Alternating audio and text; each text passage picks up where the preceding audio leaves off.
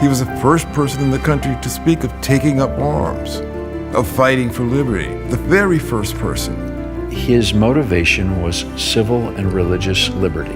What induced me to take the field was civil and religious liberty. He chose to release his slaves in his will upon his passing. The will is the last invitation for people to take the responsibility of self-rule with sufficient seriousness that they will see that it cannot be compatible with maintaining slavery. Has there been a time similar to this where the commanding victorious general left the field to go home?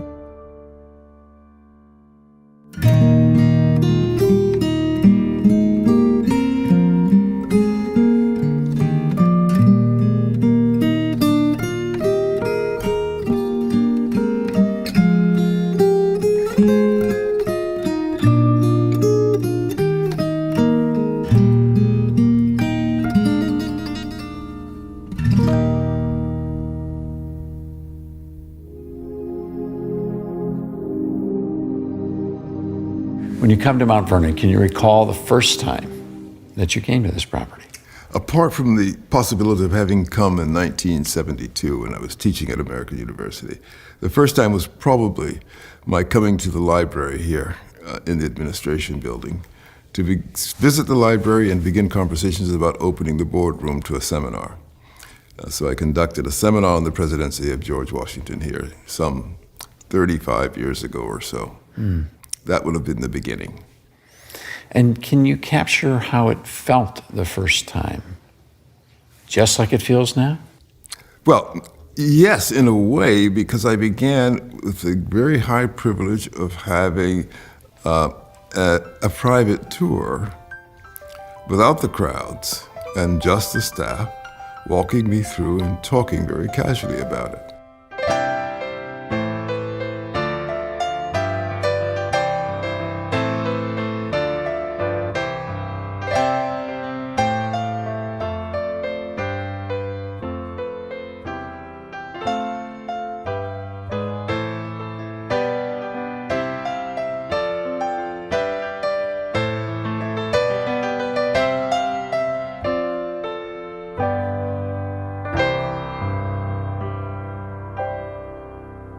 So yes, it felt exceedingly special. I was treated specially, for one thing, but also I was able to settle down in the space without hubbub around, and therefore able to conceive almost as standing in the presence of George and Martha, because there was nothing else to distract from it. So yes, that was a very formative moment for me. I began the work on Washington without having spent any time at Mount Vernon and without being directly connected with Mount Vernon. I simply began by correspondence, writing not only to the library here, but libraries all across the country and indeed England as well, collecting materials just to put together my collection. So that by the time I got here, I was suffused with Washington. I got to know him, I think, in the best way possible to get to know not only Washington, but any historical figure, and that is by reading what he wrote in his own hand. When did you feel in studying documents, because you studied how many? I could not number them. 1,000? More. Many more. 10,000. Let us put it this way. I read everything I could get my hands on of the writings of George Washington. And those, of course, are many, many, many volumes. Orthography communicates an incredible depth of humanity. And when you are immersed in it, when you are deciphering manuscripts and making sense of them, you draw closer to the hand and the mind that moved the hand that produced the script. So I felt very close to Washington from that experience before I ever got to Mount Vernon. When I was here, therefore, I was able to take what I had already internalized and, as it were, embody it, at least imaginatively. At some point, did he become predictable? To be known is not necessarily to be predictable. I came to know him. I could not predict him in any sense other than having known something that he did at a particular moment in time. At an earlier moment, I could encounter something he did and see or anticipate what was going to come later because I already knew what came later. But was he predictable in any ordinary sense of the term? Only in the sense that you could depend on him. For a man who spent so much time away from home, how is it that his marriage, his relationship with Martha, always seemed to be the most vital of all his relationships? Well, you ask a very complicated question there, because if you think in terms of all the histories and biographies, you will realize the one thing people struggle with is trying to explain exactly the nature of his marriage, or let us put it in a more immediately relevant 21st century sense. People are confused about the character of Washington's erotic attachments and commitments. They're confused because of Sally Fairfax. One of the very most recent biographies, as far as I can tell, by Mclaughlin, one that's just published, goes at great length imagining a consummation of a sexual encounter as the only way to explain that relationship, situating it across the spectrum of correspondences that are known to us. Utterly unnecessary, but it is a fine expression of 21st century sensibilities because we have such crabbed, such narrow expectations of ourselves. We can't imagine experiencing a passion and not acting on it. And therefore, we try to explain everybody in history as acting as we would act, not realizing that we're such smaller people than they were. So with Washington, you have to look at the broader picture before you ask the question of what was this relationship with Martha like, and understand that he was a man who consulted propriety early on and ever after. For him, a question of relationship wasn't a question merely of feeling. It was also a question of duty and obligation.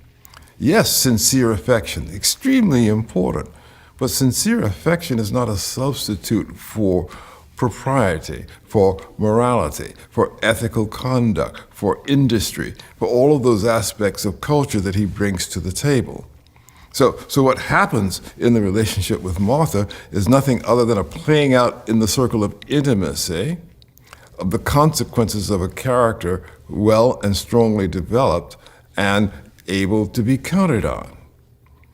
He didn't, in fact, one can almost say for certain, I would say, have a consummating experience with Sally Fairfax. It would make much more sense to say he had a conversation with Sally in which they understood one another and understood one another's obligations. It was a gentleman and a lady. And they could deal with passion and yet respond in prudent fashion and part and remain friends in the context. That is a much more natural explanation than imagining something lurid as the satisfaction of our own inclinations in the 21st century. Let me just take this a step further for you for a moment. So when I say all that as a prelude to saying he married Martha, I do not see that as a fallback, as people often tend to do. I see that as someone who's committed to domesticity, who begins from the early moments, even though he's attracted abroad and attracted to join the military, the Navy, the British Navy, or to go explore the West, to do many things looking beyond the narrow confines of Hunting Creek, he was nevertheless committed to domesticity. And that shows itself in so many ways. When he inherited Mount Vernon, which we look at now as a mansion, what he inherited was a modest cottage. And that was it. It was not a mansion. It became a mansion in his hands. And that very work of turning it into a mansion expresses his commitment to domesticity. Well, that commitment to domesticity begins with the commitment to Martha. That's where it achieves its first concrete expression, though it obviously was always present in him. So there, he's committing himself not just to a woman, but to a life. And the idea of a life with Martha was the inspiring conception.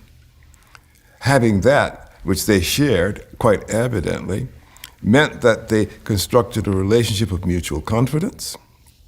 They could completely trust in one another, And evidence of that was given in so many concrete fashions, it's impossible to resist it.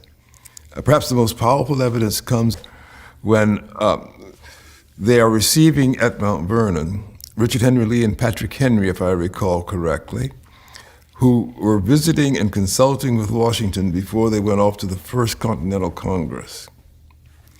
And it is recorded that Martha addressed Henry and Lee there with the three of them seated and posed the tough question, "Are you gentlemen prepared to see this through to the end? I know George is, are you?" Which says, not only, of course, that she had perfect confidence in George and understood the events, but that he had perfect confidence in her. She could not have made that statement if they had not had sufficient and thorough conversation about the prospects they were facing, the consequences that were possible, the risks that they were taking. He took her fully into his confidence. And she responded with full confidence in him.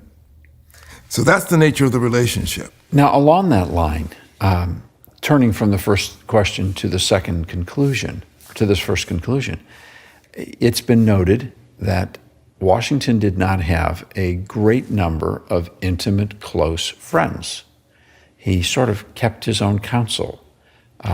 He was a friendly person. He had relationships with people that were long-term. But when you ask someone to list George Washington's 3 best friends, an honest historian sort of has to scratch his head, almost as if the relationship with Martha filled up so much space that along with the sense of work and duty in his own mind, he didn't need a whole lot of friends. Oh, you pose a difficult question for me because I'm not sure I can buy that. I'm not sure what we really mean by deep friendships, certainly not in that era. If we ask, for example, about the friendship between Jefferson and Adams, it seemed at one level of friendship, the correspondence suggests a friendly exchange of views, but there was not intimate reliance ever between them, ever. So what is a deep friendship? Was a deep friendship that of Madison and Jefferson, perhaps? That seems to stand the test. But as you canvass the founding, you find that degree of intimacy fairly rare among all of them. They had Why would you say that is? many friends.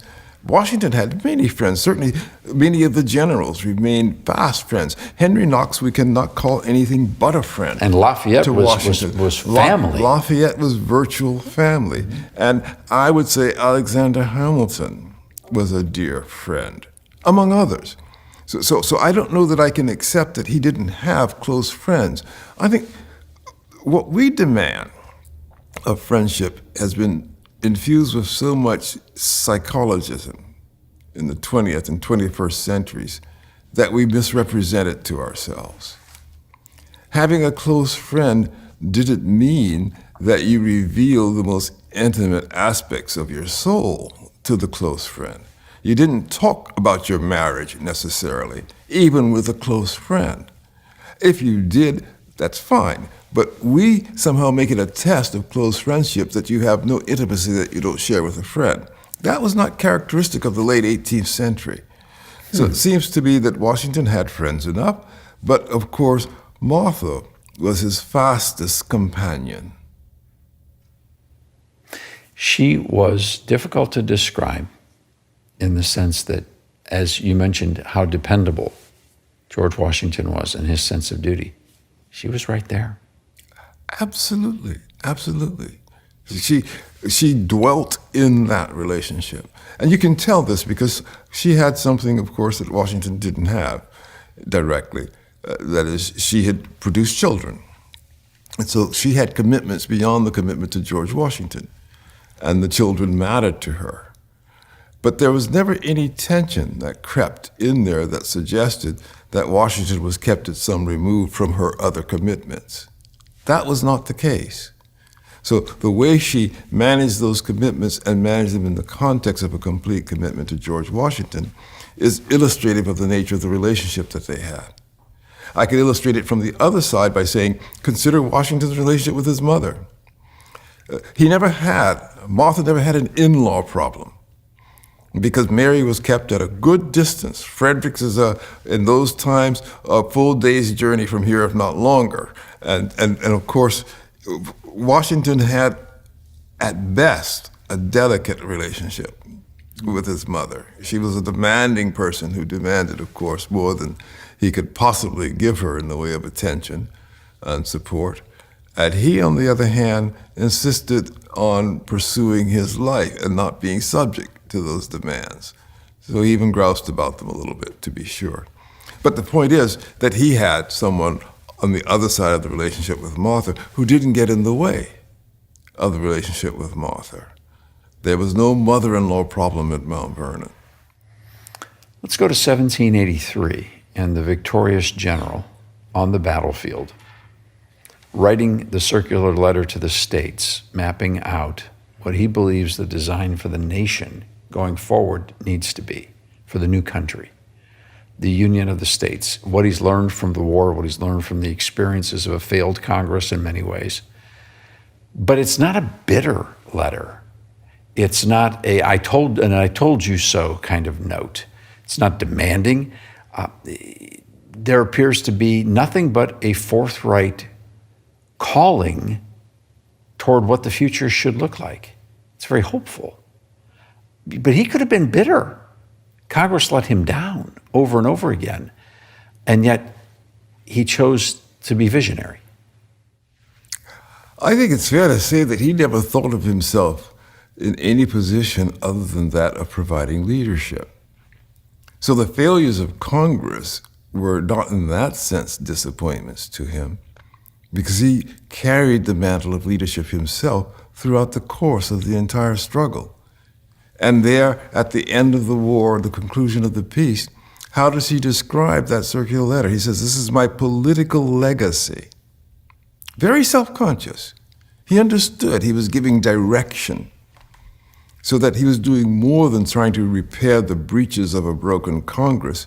He was trying to build a nation. This is something that isn't sufficiently appreciated, that in these moments, he's reaching beyond the mere confines of the institutions that exist and setting his roots deep into the hearts and soul of the people.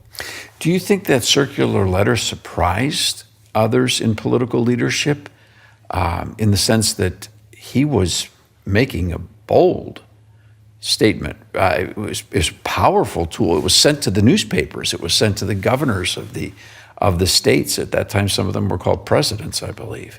Yes. We think they were surprised that this came from Washington? I do not think so. I know this. I don't find anywhere in the record expressions of surprise. What I find instead is the period starting in 1783 when it was issued, through the period of the Constitutional Convention, and up through, therefore, 1788, the ratification debate. And for a time, at the time of his farewell address, it was constantly reprinted and read. I.e., it was received by the people gratefully. So far from being surprised by it, I think what it expressed was what they had already come to expect of George Washington. Affirmative, assertive, aggressive leadership. How did he put the pieces together from the Declaration to the circular letter to the states, which in a way becomes an initial outline for a constitutional form of government? He was fighting a war. He was a busy fella for those 8 years. How did he progress in that thinking? Because among the founders and framers, he's not, in modern times, considered to be the massive intellect of the group. Yeah, that's so funny, isn't it? It's true, of course. It's hard to find a scholar who gives him full credit for his intelligence. But is it actually so odd that people miss the point of what real understanding and leadership is about? It wouldn't be necessary if people ordinarily rose to the standards fulfilled by such leadership. They wouldn't need founders if they could found themselves. They wouldn't require inspiration if they could inspire themselves. So that, yes, Washington was exceptional. Washington possessed and offered what no one else in the founding possessed and offered. And we know this because it doesn't just start with the Declaration. Remember, he essentially declares independence when he's appointed commander of the Army of the United States. He himself declares it in his first general orders. You are now soldiers not of Virginia, Massachusetts, Pennsylvania, South Carolina. You are soldiers of the United Provinces of North America. He's declaring an independent country into existence a year before the Declaration of Independence does so. Prior to that, for 2 years or more, he didn't just show up at the Second Continental Congress in uniform and therefore get to be elected general as a kind of accident of circumstance. He spent 2 years preparing people for military exertion. He was the first person in the country to speak of taking up arms, of fighting for liberty, the very first person. He's the person who said early on, I will personally pay for a militia and train and arm them as we prepare for this, long before the outbreak of hostilities. In short, Washington laid out markers all along the way for a transition from dependence on Great Britain to independence and liberty, so that by the time we start declaring these things officially, we're only actually fulfilling the promise that Washington had already given.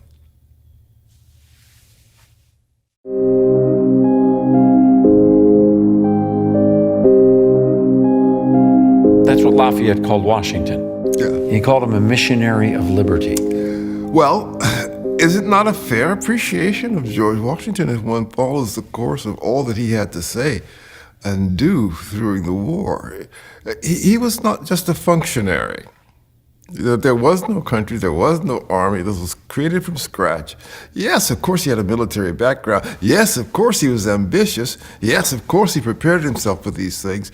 But it is not therefore to be concluded that he was doing it for nothing other than self-aggrandizement.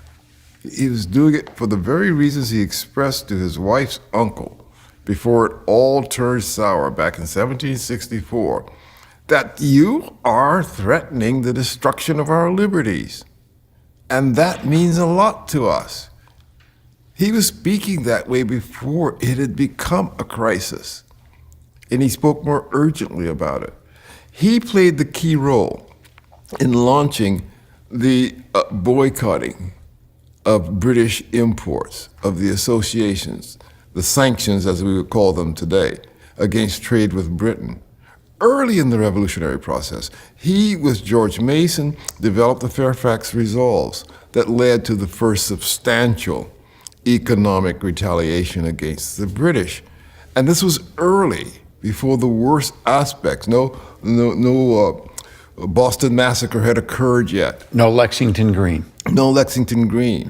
Mm-hmm. So he's leading the way, and throughout he's constantly talking about it as a case of freedom versus slavery, liberty or slavery. So that he might be called a missionary for liberty is not at all out of sync with what he had done. And then when Lafayette gets there and joins the military, what do you think their conversations are about? The same conversations he was having with Alexander Hamilton, with Lawrence, with Reed, and with others. And if you follow any of their works or records that are left, you can see they are too filled with this language of liberty. This was what people talked to Washington about, because this is what Washington was talking about. Yet Washington did not subscribe to the formulations of the French Revolution. His view was different.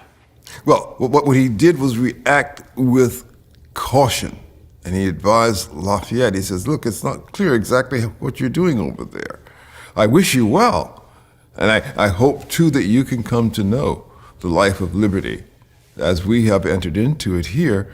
But some of the things you're doing seem highly questionable in that regard, because there's not due regard for order, for the rule of law. That's what frightened him from the beginning and became more alarming through the progress of that French Revolution. And of course, the fact that it ultimately led to Lafayette's own suffering, endangerment first in France and then finally imprisonment in Austria, only vindicated Washington's hesitations. So yes, he wanted to encourage France's movement in the direction of liberty, but he didn't think they were moving there in the prudent manner necessary to secure it. Just as in the 1783 circular address, he was clear to the Americans that they were at a very dangerous point. How so? A point at which they had to assume responsibility for themselves, but they couldn't exercise that responsibility imprudently. That to do so would lose everything. They were claiming liberty, but they now had to recognize that liberty required something of them, something that he called a national character. So that they had to be fit for liberty in order to profit from liberty. So liberty was not a self-fulfilling good. It was a conditional good. It was an opportunity to be good. What was the next step? What did it require? He was, in that sense, a missionary for liberty. The next step was taking into one's self-awareness, one's consciousness, the obligation and responsibility to build a character that could sustain liberty in decency. The way I prefer to express it these days is to say, Washington made clear that what would be necessary would be people who would practice forbearance and justice, and also would practice fortitude in industry. And that if they didn't build this liberty on that structure, the liberty itself would become destructive and not productive. It would not be a progressive amelioration of the human condition, but a worsening of the human condition. So liberty has a precondition: fortitude and industry, forbearance and justice, fundamental virtues. Now, this from a philosopher, a political philosopher. I just thought that they went from the Declaration to the Constitution and maybe got a little lucky on the way because they avoided all those counter-revolutions because they got so busy building the new country. It's surprising you say that. You can often find historians who say Washington was lucky. He was lucky in the war. Things fell out his way. He wasn't a good general. He didn't actually plan it. They completely ignore the extraordinary energy he devoted to riding this Bronco. And he knew it was a Bronco. From the moment he appeared in Boston before those troops and looked at them with disgust. What a ragtag bunch this is. He knew he was riding a Bronco. But he exerted himself for 8 long years to tame the Bronco, to bring it under rein and give it direction. And that was his purpose. It wasn't luck at all. It was moral strength, resolve, and understanding that produced the outcome. He said to the German congregation in a letter in New York, I believe they were, Yes. that his motivation was civil and religious liberty. What induced me to take the field was civil and religious liberty. That was what he said. Yes. And I found that Lincoln used the same term Yes. in the Lyceum Address. Yes. Do you think Lincoln read that letter? I don't know that he had to. I think he read Washington. That much is clear, and he could have read that letter. But he could have derived the same principle for any of a number of the works of Washington. And the sheer example of Washington. Indeed, he could have gotten it even just from the farewell address. The point is, Washington made clear at every instance that it was civil and religious liberty that constituted the foundation. It was the right of conscience, the freedom of conscience, that created the foundation of this republic. The whole purpose for establishing it was to secure the authority of the freedom of conscience. That's what civil and religious liberty meant to George Washington. And it is no accident that that is, of course, consistent with the last of the 110 rules of civility and decent behavior in company and conversation, which is keep alive in your breast that little spark of celestial fire called conscience. This is all a single story, not a series of separate stories in George Washington. He was very consistent about wanting to get home, very consistent about being home for Christmas, 1783. Yes. The man is remarkably intentional. He meets with his friends, the generals, his commanding officers that are with him at the tavern in New York. Yes. They release one another back to civilian life with tears. What a meeting that would have been. Yes. Then he heads to Annapolis. And I find it fascinating that Congress was a little edgy when he showed up. I understand there was a meeting for protocol on how they would go about permitting him to return his commission to Congress. Do you think they were a little bit anxious about his next move? Yes. Oh, anxious. Let me say this. You say anxious. I don't want by anxious to communicate fearful. I don't know that they were afraid of George Washington. They had good reason to trust George Washington. Washington had stilled the Newburgh conspiracy and had given them powerful demonstration of his loyalty and dedication. But they were no less sensitive to the fact that things were in turmoil, and they weren't certain what steps should follow next. And they knew his extraordinary influence and authority. Is it possible that if he had presented a report card on their performance, it could have made them look quite bad? Or is it possible that he could have said, look, enough of this, let's reorganize here and now. I'm not going to go away, I'm going to stay until we get it sorted out. They couldn't be sure about that part of it. He had a number of plays to make. And so they could anticipate with some uneasiness, what is George Washington going to do? He's the only person in the country who's universally recognized. And as a political philosopher, you have studied the governments of humanity. Has there been a time similar to this where the commanding victorious general left the field to go home? Cincinnatus, of course, and it is always said that he was embracing the example of Cincinnatus in Rome to lay down his weapons and return to his farm. And that may be. He doubtlessly knew the story. He may or may not have known the advice of Machiavelli, which is to say a successful general must do one of two things, either seize command or resign command and win reputation. He may have done it for any number of reasons, or it may be that this is simply who he was. This was his soul. I vote for that one. And can I submit my evidence? Yes. Obviously, his actions of surrendering his commission, handing the speech, I understand the committee, I don't have all the records yet for personal review, but the summaries say that the committee was hoping he would bow to Congress on his way out, that in essence, he did recognize they were the source of the authority, not the military. But the biggest thing of all was he went home. Well, it is true enough that, of course, he was always referred to as His Excellency when he was commander. That was the title that was used, typically, of George Washington. And that might raise questions in people's minds about exactly what his status was or what he himself thought of that status.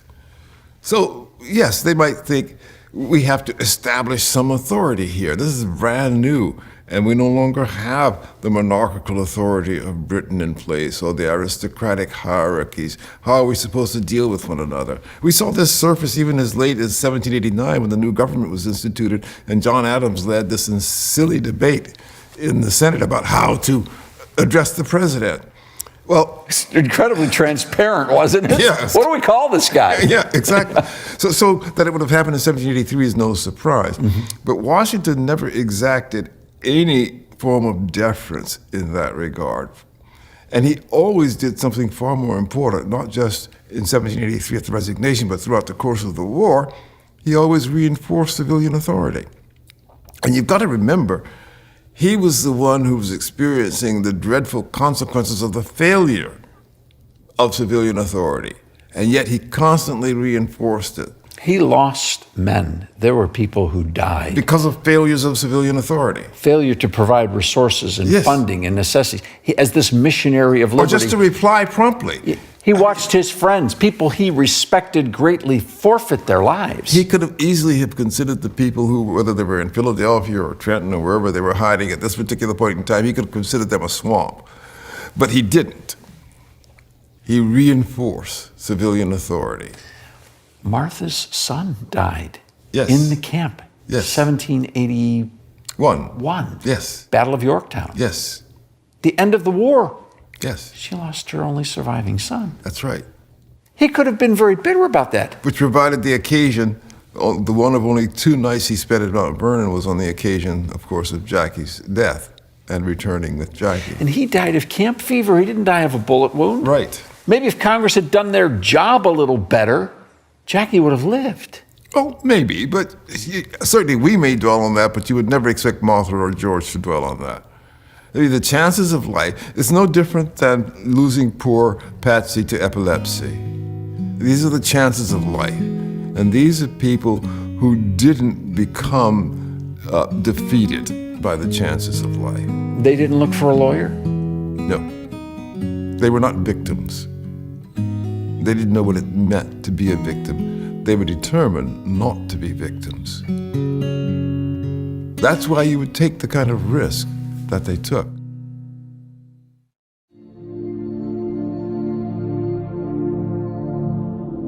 He was always fighting to get home. Yes. So, 1783, he goes home for Christmas. Yes. To keep a promise? In a way, I mean, he did promise. The war was over. He had been a long time away. But I think there's a more important dimension to that than the promise.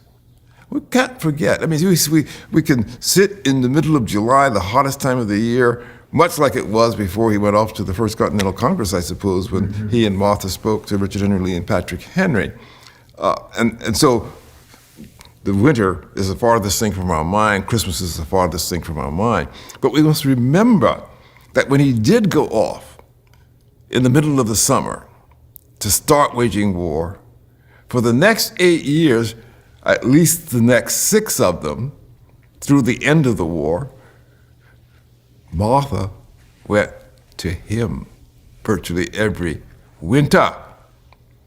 She strapped on her petticoat, a stout dress, and a heavy wrap, and got in a carriage in the terrible weather of winter and went to him for Christmas, after Christmas, after Christmas.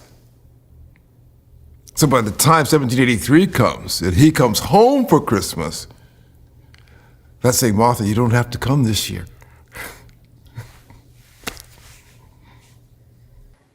I like to think of him coming through the door. Yes, I can imagine.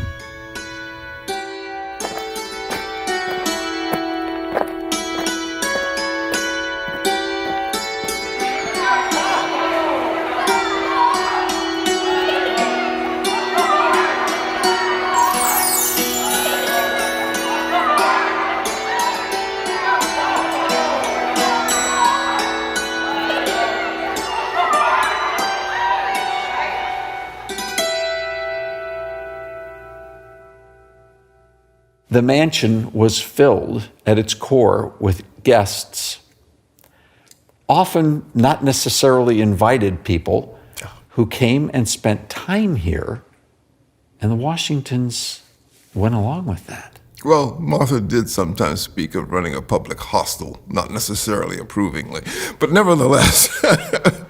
They entertained hundreds Yes. and hundreds of people here on a regular basis. Perfect strangers felt free to come to Mount Vernon once Washington had become, of course, General Washington, President Washington. Perfect strangers would stop in and receive hospitality. It was an impressive farm at 8,000 acres. Surely they grew a lot of products here. There were resources here, to be sure. But that's still a lot of work to feed and care. There was, I believe in the home by that time, excluding their private residency, there were at least 6 guest rooms that were constantly filled with people. Yes, yes. That's often the story that is told. In 1 year, 384 384 guests. And remember, this is not just overnight. What does it take to get to this part of the world, here in the northern neck, essentially, of Virginia? A long journey. When you get here, you don't come for the night and leave the next day. So you can multiply that 384 by nights spent. My goodness. Well, along that line, then, he comes home for Christmas, but he doesn't get to stay very long. He's back to the Constitutional Convention.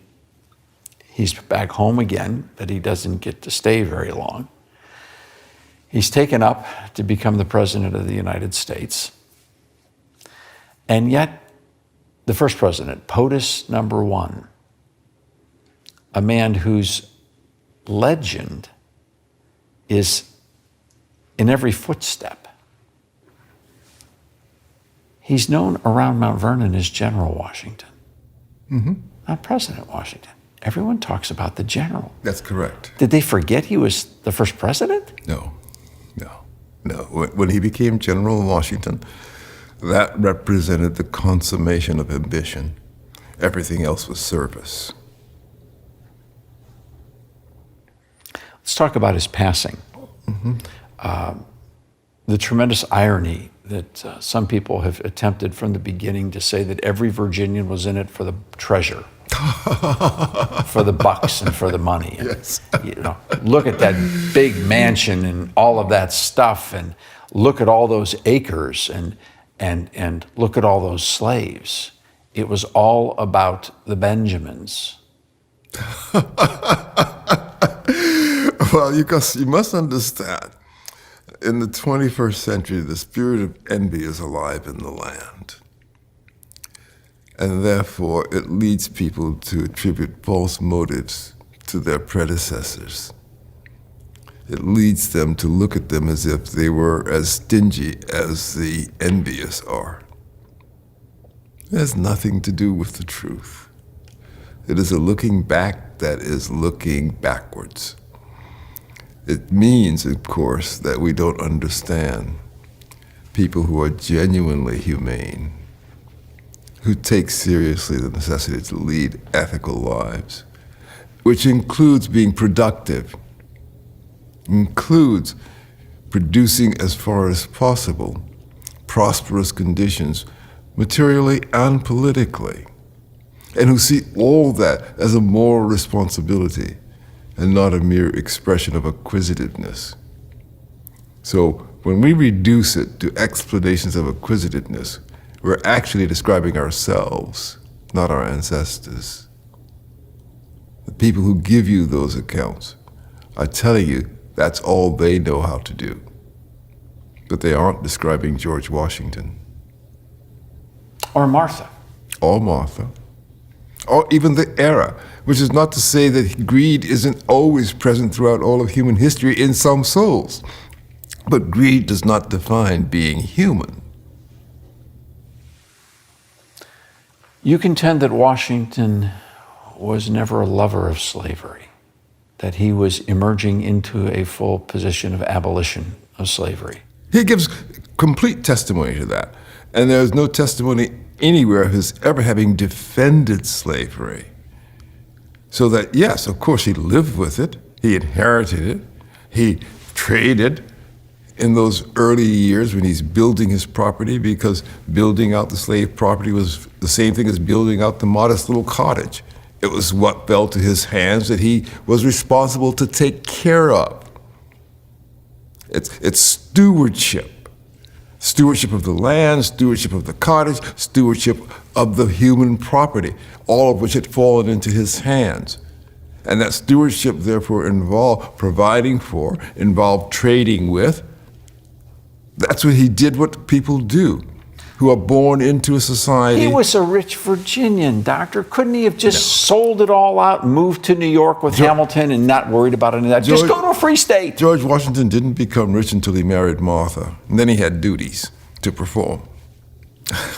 Because with the land came the duties. Sure. And most of the slaves came with Martha also. We must remember that. 8,000 acres at the height of the size of Mount Vernon, and only 300 people working for 8,000 Yes. acres? Now, you cannot get from me any appreciation of what that means.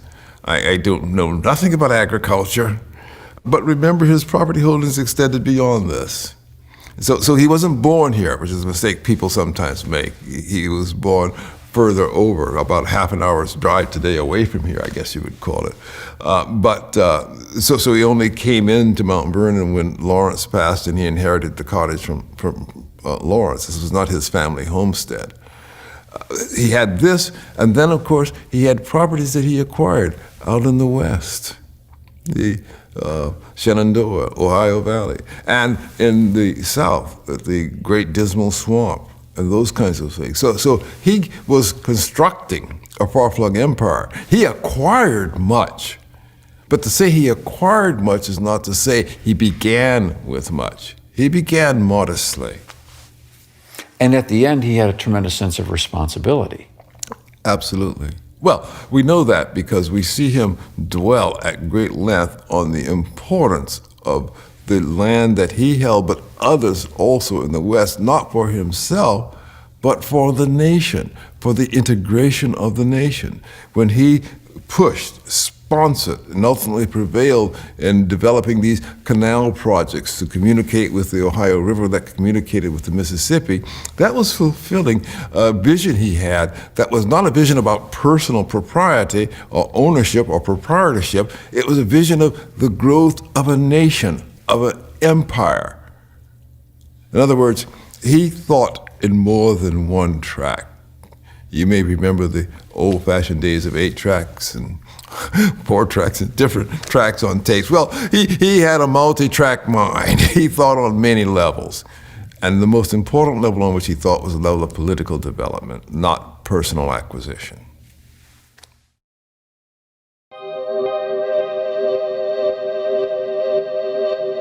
So he chose to release his slaves in his will upon his passing. Martha shortly thereafter did the same. It appears that this was like everything else in their lives, particularly in Mount Vernon, highly intentional, well thought out and planned. And in fact, it worked. He's sending a message to the nation. POTUS number 1, the general, the chairman of the Constitutional Convention. Was that simply exhaustion? He knew that the model couldn't work any longer, that it was simply time to let it go, and no better time than now. Was it simply moral revulsion? Was it a simple attempt to try to earn his way to heaven? It was intentional. Can we discern the intent? Well, slaves were set free and provided for in the main. And that was the expression of a purpose, of an intention. I don't think it was exhaustion or weariness, though we certainly find him expressing a degree of exhaustion with the topic in Letters to Lafayette in particular, when he makes clear that he is beginning to despair that anything is ever going to be done to relieve the country of this incubus. So he does reach that stage. What is an incubus? What is an incubus? Devil, demon. And being infested by an alien growth or spirit. That's slavery. That's what we mean by, that's what he thought of slavery as. Demonic. Yes, that's what he thought at the end. So he expresses some weariness, some frustration that he cannot see that this is going to be resolved. He had supported the move for abolition in the Virginia House, and it got nowhere, and that disappointed him greatly. But I don't believe the will is an expression of frustration. I believe the will is just a last effort to communicate to his countrymen the standard that he wished them to live by. Understanding that he is not trying to rule by command, which, remember, outside of the military, even throughout the administration, he avoids this ruling by command. What he does is invite people to rule themselves. And so the will is a last invitation for people to take the responsibility of self-rule with sufficient seriousness that they will see that it cannot be compatible with maintaining slavery. I think that's what it's about. Well, we almost know that because, look, the will doesn't just free the slaves, but it gives a public address to the country about the question of education, doesn't it? It does and morality, indeed. which means he sees the whole document as a public document. Now, he knows it's going to be recorded at the county court, the county seat in Alexandria, but he knows also that George Washington's will is going to be read by everyone. He knows this. He writes it in his own hand, Of course. even Yes. annotating, Yes. underlining, excessive capitalization, Yes. long before the internet. He's very demonstrative in that document. Yes. Or one might say very articulate, Or very as clear. someone else I know would say very artful. Yes, I think one might even say he were artful. He has a purpose.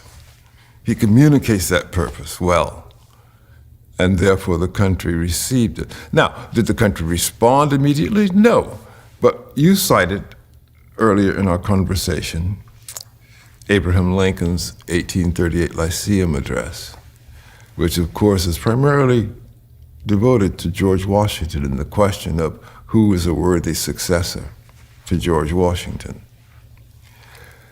Part of what Lincoln is doing is raising that question in light of the will. For the worthy successor to George Washington must solve the problem of slavery. So you see the circle being closed. Washington speaks it into the nation's heart, and then it's up to the nation to receive it. And we see the nation beginning to receive it only 30 years after his death. And then, of course, it progresses to the point of the ultimate crisis. That's the way to think about what he's doing, not whether he, through fiat, changed the institution, but whether he, through insemination, changes the nation. When we began to look at this crisis over monuments, several years ago, you and I spoke about this. And when it was way out on the exterior, the question is, how far would this sense of redacting history go? At that time, I never thought it would get here to George Washington. Are you surprised? I'm not surprised that Washington has come under attack. It's happened. It's been happening gradually for a long time. There was a school in Louisiana whose name, Washington, was removed from it a few years ago. So this has been something that has been progressive, we might say, or at least to use a better word, gradual, gaining steam gradually. But the question really isn't so much the value or utility of monuments. They can come and go. They depend on the times, and people must make their choices. The question of memory is a different kind of question. The question of what we remember and what we choose to forget. And it turns out you can't turn your memory off without doing violence to yourself. And so if we're going to systematically try to purge our memories, then we are effectively, psychologically lobotomizing ourselves. When in 1989 to 91, statues began to fall over Eastern Europe, it expressed something significant. It expressed people removing the weight of oppression. When statues began to fall in the United States in the late 20th, early 21st century, it is not removing the weight of oppression. It's refusing to remember. That's the difference. Not to know where we came from means ultimately not to know where we're going and what our possibilities are, let alone not having due regard and reverence for those who gave much to secure our opportunities. Washington spoke in that circular address in 1783 of the fate of unborn millions. He says, that's why we're doing this, which meant he wasn't talking about his generation.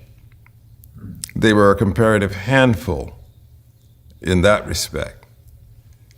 This was the usual discourse of the era.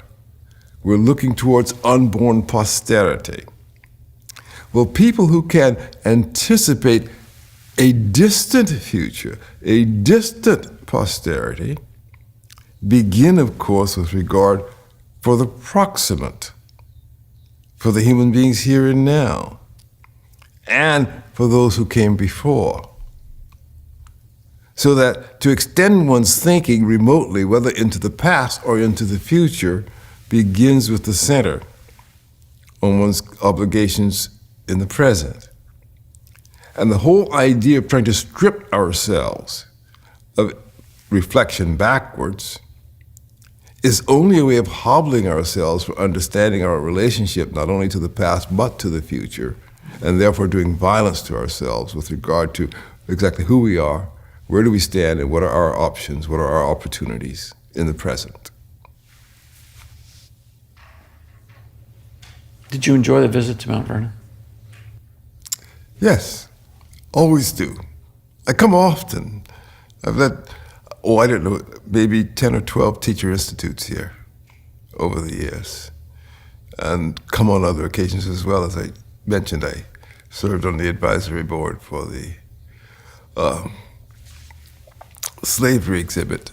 But what I really love about the place most of all is the testimony that it gives that there still lives in us somewhere a fundamental sense that we are not our government, that we are responsible for ourselves, that we give ourselves a government, but we don't depend on our government. The fact that this property is not a public property, that it is privately maintained, that it is a monument erected through private energies to the founder of this republic, and stands for all this republic means without requiring that public support, is exceedingly important in my eyes. I noted on their website that their language is bold. Yes. They refuse government support, counting wholly upon the American people and good wishers from around the world to support this place. In other words, it runs counter to an argument that we often hear, that what is a common property must be publicly maintained. This is a common property. It's held in trust for the people of this country, but it doesn't have to be publicly maintained. And in that sense, it reaffirms the capacity of the people to take care of themselves, something that our government in recent years has sought fervently to try to deny. One more point along that line. I'm endlessly learning about this place and about the life of Washington. I often stop in studies and ask myself more of a comic book question. Who is this guy? Who is this George Washington? And who is this Martha Washington? Who are these people? The richness, the wonder. And I found that manifested in this property in doing a little bit more research and talking to the folks here to discover that this property in Northern Virginia was neutral territory during the Civil War. That is to say, not appropriated by either side to the purposes of the war. Nor attacked by either side to That's gain what I mean, advantage. yes. That's what I mean, precisely. Now, the Union Army didn't think twice about taking the Lee Mansion on top of the hill in Arlington. Correct. But not this place. Even though the Lee Mansion goes back into the Washington family, but this place, now this is sentimentality on my part, so I apologize. I'll never be that kind of historian. Mm-hmm. But to me, they wouldn't touch a blade of grass on this place. Well, you got to remember, in a way, that's what the war was about, in a purely metaphorical or symbolic sense. The war was about who would, in the end, lay claim to the founders as inspiration. Would it be a slave society or a free society?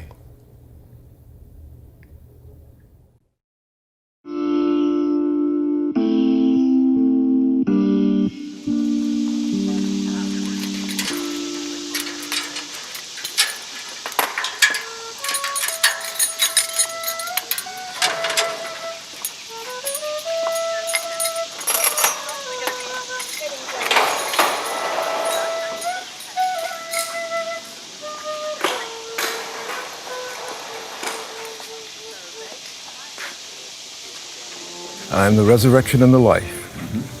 And the resurrection and the life, saith the Lord.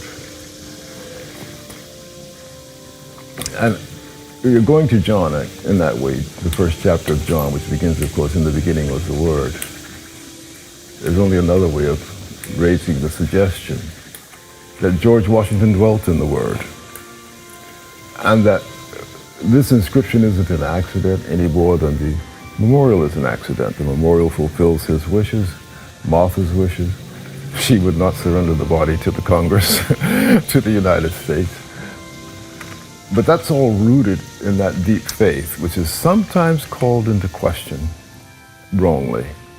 Nobody can doubt who seriously pays attention to what Washington himself has said repeatedly, that Washington believed and therefore walked in the Word.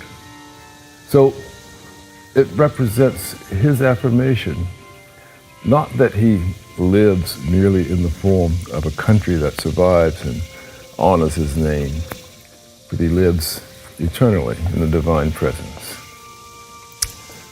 which ought to remind all of us that we have witnesses, and one witness in particular who's still watching what we're doing.